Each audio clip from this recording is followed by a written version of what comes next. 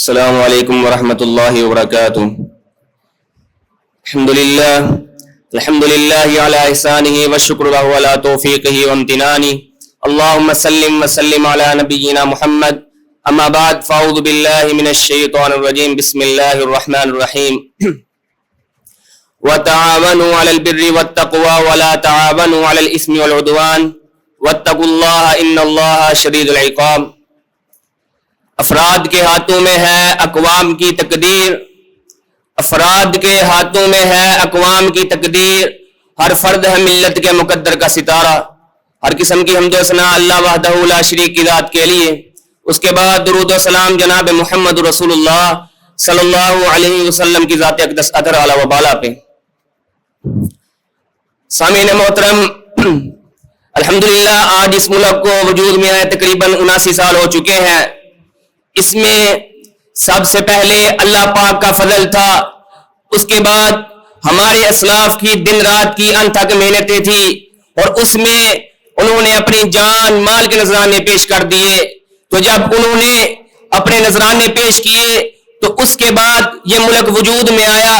اس ملک کے وجود کے آنے کے بعد ہم پر کچھ ذمہ داریاں عائد ہوتی ہیں، لیکن جو ہر فرد پر ضروری ہے، لیکن ہمارا المیہ یہ ہے افسوس کے ساتھ کہ جب ہم میں سے کسی کو کہا جاتا ہے حضرت جی آپ پر فلاں ذمہ داری آتی ہے، ہم بدلیں گے، ایک ایک بدلے گا، آپ بدلیے تو یہ معاشرہ پورا من ہو جائے گا، تو جواب ملتا ہے میرے بدلنے سے کیا ہوگا؟ بھائی تیرے بدلنے سے دنیا بدلنی ہے، تو بدلے گا، تیرے بدلنے سے گھر بدلے گا، گھر سے محلہ بدلے گا، محلے سے گاؤں، گاؤں سے شہر، شہر سے صوبہ، صوبے سے ایک ملک، اور اس ملک کے ساتھ کئی ملکوں کو ڈالیں گے، اور پھر ایک پورا معاشرہ قائم ہوتا ہے، پھر اسلامی تہذیب قائم ہوتی ہے۔ اور انہی آپ کے سامنے میں اپنی ذمہ داریوں میں سے 4 اہم ذمہ داریاں بیان کرنا چاہتا ہوں۔ سب سے پہلی ذمہ داری ہے، اللہ رب العزت فرماتے ہیں ان اللہ یأمر بالعدل والإحسان وإیتاء ذی القربى وینہی عن الفحشاء والمنکر والبغی یعظکم لعلکم تذکرون۔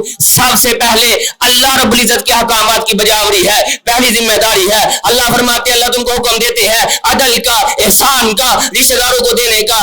اس کے علاوہ اللہ رب العزت فحاشی سے روکتے ہیں، برائی سے روکتے ہیں۔ یہ احکام ہو یا اس کے علاوہ نماز ہو، روزہ ہو، زکوٰۃ ہو یا شرعی حدود کو نافذ کرنا ہو، یاد رکھیے گا سب کے سب احکامات میں اللہ رب العزت کے احکامات کی بجاوری ضروری ہے۔ اور یہ بھی یاد رکھیے گا تب تک صحیح معنوں میں اللہ رب العزت کے احکامات کی بجاوری نہیں ہو سکتی جب تک اس کے ساتھ سنت کو نہ ملایا جائے۔ تو نتیجہ یہ نکلا اللہ اور اس کے رسول کے احکامات کی بجاوری سب سے پہلی ذمہ داری ہے۔ دوسری ذمہ داری اللہ فرماتے ہیں الذین مکناہم فی الارض اقاموا الصلاۃ وآتوا الزکاۃ وامروا بالمعروف ونہوا عن المنکر۔ 4 کام کرتے ہیں۔ دوسری ذمہ داری ہے قرآن و سنت کا نفاذ کرنا اس ملک میں۔ اللہ فرماتے ہیں جب ہم کسی قوم کو اس زمین میں جگہ دیتے ہیں وہ 4 کام کرتے ہیں، نماز ادا کرتے ہیں، زکوٰۃ ادا کرتے ہیں، اس کے علاوہ وہ نیکی کا حکم دیتے ہیں، برائی سے روکتے ہیں۔ یاد رکھیے گا فردن فردن تو ہم شرعی حدود نافذ کر سکتے ہیں، لیکن جس قدر حکومت یہ کام کر سکتی ہے، امر بالمعروف کے لیے حکومت کو اقدامات اٹھانے ہوں گے، نہی عن المنکر کے لیے شرعی حدود میں آتے ہوئے حکومت کو بدکار کو حد لگانی ہوگی، شرابی کو حد لگانی ہوگی، اس کے علاوہ چور کو حد لگانی ہوگی۔ اور یاد رکھیے گا اس ملک میں اس وقت تک شرعی حدود نافذ نہیں ہو سکتی جب تک اس ملک سے مغربی تہذیب کا خاتمہ نہ کیا جائے، سود کا خاتمہ کرنا ہوگا۔ اس کے علاوہ عوام کو ریلیف دینے کے لیے ٹیکس کا نظام ختم کر کے زکوٰۃ کا نظام لانا ہوگا تاکہ پرامن معاشرہ قائم ہو، تاکہ اسلامی تہذیب قائم ہو۔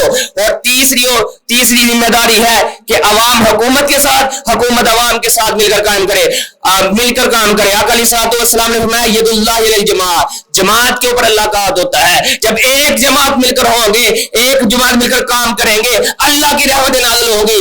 چند دن پہلے دیکھے، چند ماہ پہلے کی بات ہے، جب ملک اکٹھا ہوا، جب دشمن نے حملہ کرنے کی کوشش کی تو اس وقت عوام بھی فوج کے ساتھ تھی، حکومت کے فوج کے ساتھ تھی۔ کسی نے نہیں کہا حضرت جی میں فلاں جماعت کو میں نہیں ملنا، سب نے کہا مقابلہ میدان سج چکا ہے، آئے دشمن کو بتاتے ہیں کس طرح مقابلہ کیا جاتا ہے۔ پھر آپ نے دیکھا کہ چند ہی گھنٹوں کے اندر، چند ہی دنوں کے اندر اللہ رب العزت نے پاکستان کو وہ عروج عطا فرمایا۔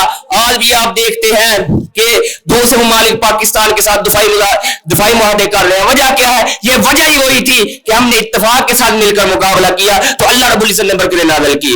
اتفاق و اتحاد کے ساتھ چلنا ہوگا, حکومت کو عوام کا خیال کرنا ہوگا تاکہ عوام حکومت کے ساتھ مل کر کام کرے.